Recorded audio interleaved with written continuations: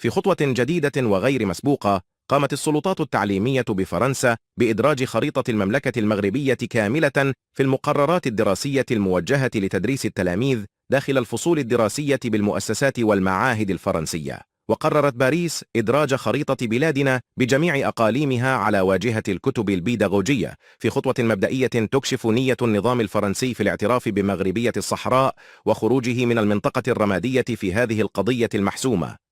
وفي نفس السياق، سبق للقناة الفرنسية الخامسة فرانس 5 نشر خريطة المملكة كاملة خلال تقديم تقرير حول منطقة مرزوكة الصحراوية، وذلك بعدما دأبت القنوات الفرنسية على نشر خريطة المغرب مبتورة من أقاليمه الجنوبية.